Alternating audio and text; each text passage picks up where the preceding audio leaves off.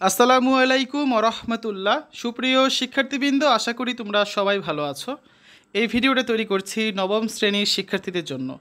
2024 সালে নবম শ্রেণীর ষান্মাসিক মূল্যায়নের জীবন ও জীবিকা বিষয়ের পরীক্ষাটা হবে 10 জুলাই। তো নবম শ্রেণীর অর্ধবার্ষিক পরীক্ষার যে সিলেবাস আছে তার আলোকে জীবন ও জীবিকা বিষয়ের সিলেবাসটা হচ্ছে 1 থেকে 90 পৃষ্ঠা। তোমাদের বইটাই হচ্ছে 90 পৃষ্ঠা বা 91 পৃষ্ঠা, অর্থাৎ পুরো বইটাই তোমাদের কিন্তু এখানে সিলেবাসে দেওয়া হয়েছে।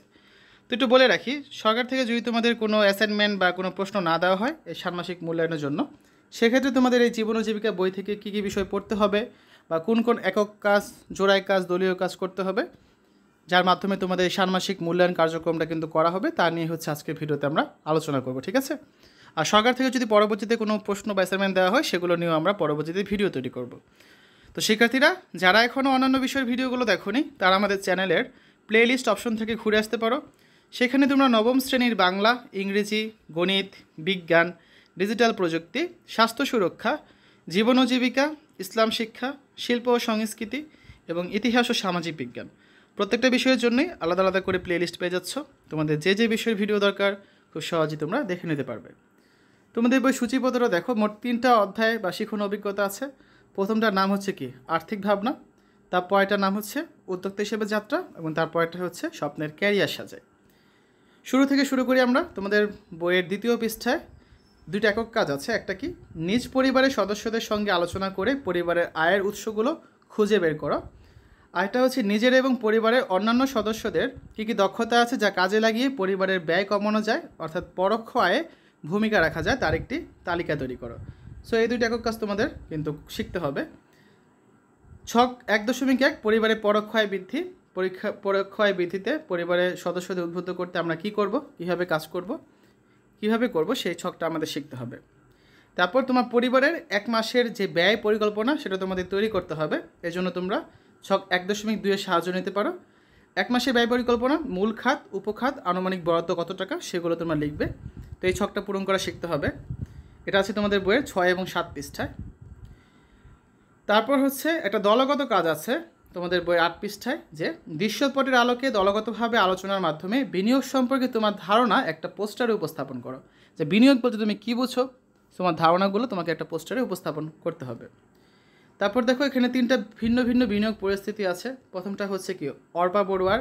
সো অর্পা বড়ুয়ার জন্য সর্বোত্তম বিনিয়োগ খাত নির্বাচন করো এবং যৌক্তিক কারণ ব্যাখ্যা করো, যেটা আছে তোমাদের বইয়ের 22 পৃষ্ঠায়। তোমাদের বইয়ের 23 পৃষ্ঠায় আরেকটা বিনিয়োগ পরিস্থিতি আছে, বিনিয়োগ পরিস্থিতি 2, হাবিব সাহেবের জন্য। জনাব হাবিব সাহেবের জন্য সর্বোত্তম বিনিয়োগ খাত নির্বাচন করো এবং সপক্ষে যুক্তি দাও। তারপর পরবর্তী পৃষ্ঠায় বিনিয়োগ পরিস্থিতি 3, উপল তঞ্চঙ্গার জন্য।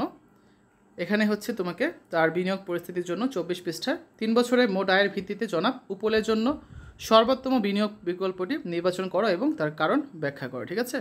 সো এই 3টা বিনিয়োগ পরিস্থিতি নিয়ে যে কাজটা আছে সেগুলো তোমাদের করতে হবে। 25 পৃষ্ঠায় একটা ছক আছে, পরিবারের বর্তমান আর্থিক অবস্থা বিশ্লেষণের চেকলিস্ট পূরণ করতে হবে। এই ছকটা কিন্তু অবশ্যই তোমাদের শিখতে হবে। তারপর 27 পৃষ্ঠায় চলে যাব আমরা। 27 পৃষ্ঠায় আরেকটা ছক আছে, বিনিয়োগের ফলাফল মূল্যায়ন এবং বিনিয়োগ পুনর্বিন্যাস সিদ্ধান্ত গ্রহণ সংক্রান্ত চেকলিস্ট, এটা তোমাদের পূরণ করতে হবে।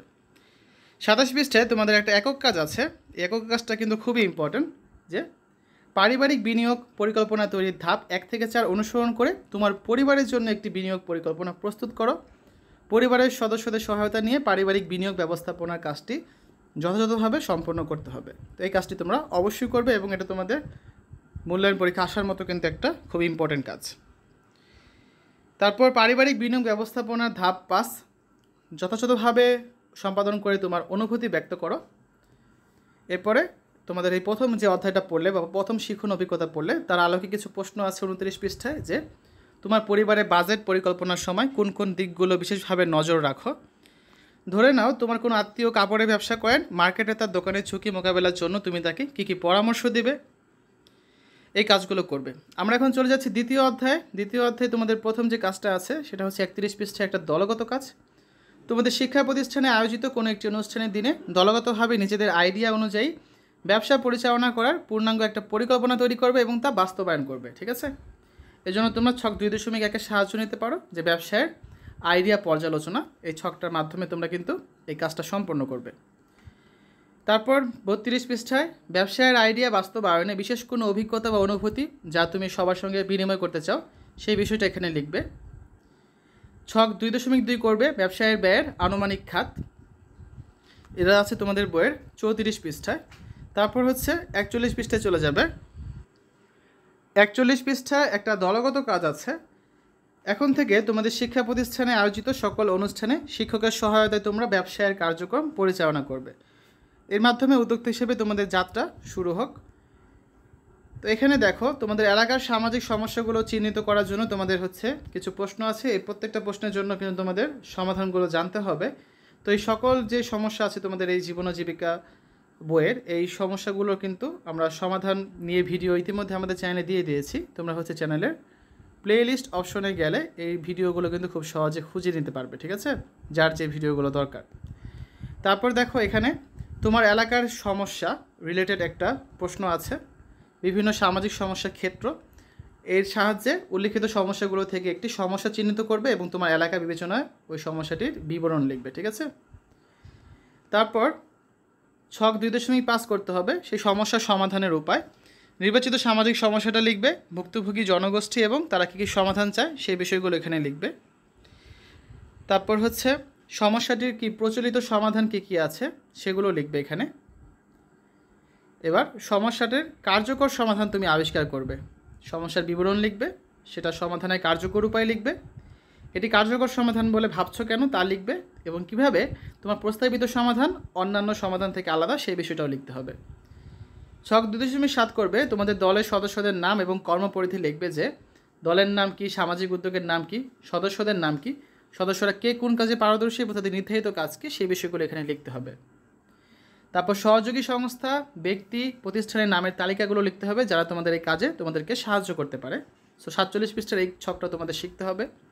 তারপর চলে যাবে ছক 2.8 বাস্তবায়ন পরিকল্পনা করার জন্য তোমাদের কোন কোন কার্যক্রম করতে হয়েছে, দায়িত্বপ্রাপ্ত সদস্য কারা, কার্যক্রমের শুরু এবং শেষের তারিখ, প্রয়োজনীয় উপকরণ এবং কাজটির বর্তমান অবস্থা কেমন, এই বিষয়গুলো তোমাদের জানতে হবে, যেটা আছে তোমাদের বইয়ের 48 পৃষ্ঠায়।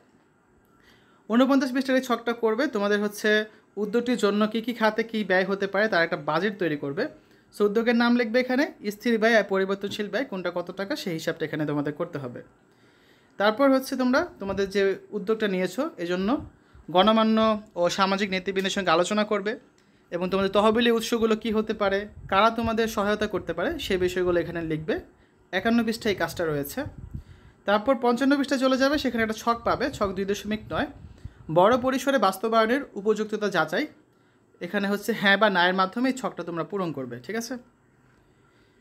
এরপর একটা প্রজেক্ট ওয়ার্ক আছে, এটা তোমাদের হচ্ছে যেহেতু 4 থেকে 5 ঘন্টার পরীক্ষা হবে, স্কুল ভেদে পরীক্ষার সময় ভিন্নতা হতে পারে, শুধু তো লিখিত পরীক্ষা হবে না, সেখানে কিছু প্র্যাকটিক্যাল কাজও হতে পারে। সো এই প্রজেক্ট ওয়ার্ক বা কিছু প্র্যাকটিক্যাল ওয়ার্ক তোমাদের করানো হবে, যে দলগতভাবে সবার আইডিয়া নিয়ে একটি সুন্দর পরিকল্পনার মাধ্যমে নিজ প্রতিষ্ঠানে উদ্ভাবনী ব্যবসায়িক পরিকল্পনা ইভেন্টটি বাস্তবায়ন করো।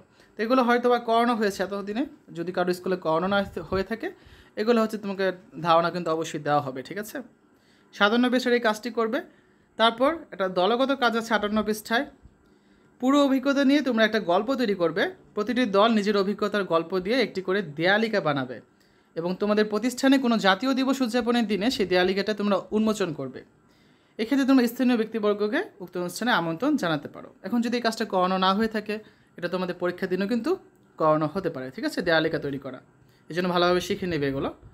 এরপর দ্বিতীয় অধ্যায়টা যে পড়লে এই পুরো অধ্যায় থেকে তুমি কী শিখলে একটা সম্মূল্যায়ন আছে 60 পৃষ্ঠায়, যে তোমরা ব্যবসায়ের আইডিয়া সাজানোর ক্ষেত্রে কোন দিকগুলো বিশেষভাবে বিবেচনায় রাখবে, আর্থিক পরিকল্পনার ক্ষেত্রে, প্রচার ও প্রসারের ক্ষেত্রে, ক্রেতার সেবা প্রদানের ক্ষেত্রে এবং পরিবেশ ও স্বাস্থ্য সুরক্ষার ক্ষেত্রে সেই বিষয়গুলো তোমাকে এখানে লিখতে হবে। এগুলো দ্বিতীয় অধ্যায়। আমরা তৃতীয় অধ্যায়ে চলে যাচ্ছি, তোমাদের বইয়ের সর্বশেষ শিখন অভিজ্ঞতা। তৃতীয় অধ্যায়ে 63 পৃষ্ঠায় দলগত কাজ আছে। শাহনাজ তার স্বপ্নের ক্যারিয়ারে পৌঁছানোর জন্য যেসব ধাপ অতিক্রম করেছেন তার একটি ফ্লো চার্টে দেখাও। তো ফ্লো চার্টের মাধ্যমে কীভাবে এটা দেখাতে হয় সেই ভিডিও নিয়ে আমরা আলোচনা করেছিলাম, তোমরা ভিডিও থেকে দেখে নিতে পারো। তারপর 65 পৃষ্ঠায় একটা দলগত কাজ আছে, তোমাদের এলাকার কোনো বিশেষ ব্যক্তির সাক্ষাৎকারের মাধ্যমে তার ক্যারিয়ার জীবনে একটা গল্প সাজাতে পারো, এই কাজটা তোমরা করবে। 69 পৃষ্ঠায় আরেকটা দলগত কাজ আছে, পেশায় পরিবর্তন বা রূপান্তর সম্পর্কিত উপরে বর্ণিত প্রভাবকগুলো থেকে প্রতিটি দল একটি করে প্রভাবক বেছে নেবে এবং নিজেদের মধ্যে আলোচনার মাধ্যমে সেগুলোর বৈশিষ্ট্য ও উদাহরণ উপস্থাপন করবে। তারপর 75 পৃষ্ঠা আরেকটা দলগত কাজ আছে। যে বর্ণিত খাতগুলো ছিল এবং উপখাত ছিল তা থেকে প্রতিটি দল যে কোনো একটা বেছে নেবে এবং নিজেদের মধ্যে আলোচনার মাধ্যমে ছক 3.1-এর থিঙ্কিং টুলটা পূরণ করবে। ছক 3.1 থিঙ্কিং টুল, এখানে উত্তর সাজাতে হবে, খাতের নাম লিখবে, বর্তমানে কী কী কাজ করা হয় এবং কিভাবে হয়, কী কী যোগ্যতা হয়, দক্ষতার প্রয়োজন হয়, কোন প্রযুক্তি আগামীতে প্রভাবিত করবে এবং চ্যালেঞ্জ ও সুযোগগুলো কী কী আছে। এই ছকটা কীভাবে পূরণ করতে হয় বা এই যে থিঙ্কিং টুলে কীভাবে উত্তর সাজাতে হয় এই নিয়েও আমরা ভিডিও দিয়েছি, তোমরা কিন্তু প্লেলিস্ট থেকে খুব সহজে দেখে ধারণাগুলো ক্লিয়ার করতে পারবে। তারপর 78 পৃষ্ঠায় চলে যাবে। 78 পৃষ্ঠায় একটা দলগত কাজ আছে। পেশার রূপান্তর আমাদের দেশের প্রবাসী শ্রমিকদের উপর কী কী প্রভাব ফেলতে পারে এবং কীভাবে এ থেকে উত্তরণ সম্ভব তা নিয়ে দলগত আলোচনার মাধ্যমে সুপারিশ উপস্থাপন করো। এই কাজটা করা হয়ে গেলে তোমাদের ক্যারিয়ারে সাফল্যের ভিত্তি, নিজেদের ক্যারিয়ার প্ল্যানিং করতে হবে এবং তার পরিপ্রেক্ষিতে তোমরা ক্যারিয়ারের ঝুঁকি বিশ্লেষণ ও মোকাবেলা করার উপায়গুলো জানবে। এখানে 3টা কেস দেওয়া আছে আলাদা আলাদা। এই 3টা কেস থেকে এই ছকটা পূরণ করতে হবে 86 পৃষ্ঠার যে দলগত কাজটা আছে। দলগতভাবে কেসগুলো পর্যালোচনা করো এবং ছক 3.1 পূরণ করো। এই ঝুঁকি মোকাবেলা, ঝুঁকির ক্ষেত্রগুলো লিখবে এবং ঝুঁকি মোকাবেলায় কী কী পদক্ষেপ নেওয়া যেতে পারে সেই বিষয়গুলো লিখবে। তো 86 পৃষ্ঠার এই কাজটি তোমরা করলে তারপর চলে যাবে একটা প্রজেক্ট ওয়ার্ক আছে। ক্যারিয়ার প্ল্যানিং আইডিয়া টেমপ্লেটটি পূরণের মাধ্যমে নিজেকে নির্ধারিত পেশার জন্য প্রস্তুত করো। শ্রেণীর সকলে মিলে ক্যারিয়ার মেলা নামে একটি সেমিনারের আয়োজন করো। উক্ত সেমিনারে নিজেদের ক্যারিয়ার প্ল্যান উপস্থাপন করো। তো এই তোমাদের ক্যারিয়ার মেলা যদি না হয়ে থাকে এই কাজটাও কিন্তু তোমাদের ষান্মাসিক মূল্যায়নের দিন হতে পারে, ঠিক আছে। তো 88 পৃষ্ঠার এই কাজটি করলে সর্বশেষ দেখো ক্যারিয়ার প্ল্যানিং আইডিয়া করার যে টেমপ্লেটটা আছে তোমাদের পূরণ করতে হবে। তোমাদের নাম, শ্রেণী, তারিখ, পেশার নাম, স্বপ্নের ক্যারিয়ার, মৌলিক দক্ষতা, নিজেকে প্রস্তুত করার উপায়, ঝুঁকি মোকাবেলার কৌশল, এগুলো লিখতে হবে। এবং সবার শেষে 90 পৃষ্ঠায় এই যে দ্বিতীয় অধ্যায়টা তোমরা পড়লে এখান থেকে সমমূল্যায়নে কিছু প্রশ্ন আছে যে আগামীতে তোমাদের জন্য কৃষি, সেবা ও শিল্প খাতে অপেক্ষমান 15টি পেশার নাম লিখবে। কৃষি খাতে 5টা, সেবা খাতে 5টা এবং শিল্প খাতে 5টা করে মোট 15টা পেশার নাম লিখবে, ঠিক আছে। তো শিক্ষার্থীরা আবারও বলছি, যদি সরকার থেকে কোনো অ্যাসাইনমেন্ট বা প্রশ্ন না দেওয়া হয় সেক্ষেত্রে তোমরা কী কী বিষয় পড়বে তা নিয়ে আমরা তখন আলোচনা করেছি। আশা করি ভিডিওটা থেকে তোমরা কিছুটা হলেও উপকৃত হবে এবং সে অনুযায়ী তোমরা নিজেদের প্রিপারেশন কিন্তু নিতে পারবে। এতক্ষণ আমরা দেখলাম নবম শ্রেণীর ষান্মাসিক মূল্যায়নে জীবন ও জীবিকা বিষয়ে অর্ধবার্ষিক পরীক্ষার সিলেবাস 1 থেকে 90 পৃষ্ঠার কোন কোন বিষয়গুলো পড়তে হবে তা নিয়ে আলোচনা করেছি। আশা করি ভিডিওটা তোমাদের ভালো লেগেছে। সকলের সুস্থতা কামনা করে আজ এখানে বিদায় নিচ্ছি। আল্লাহ হাফেজ।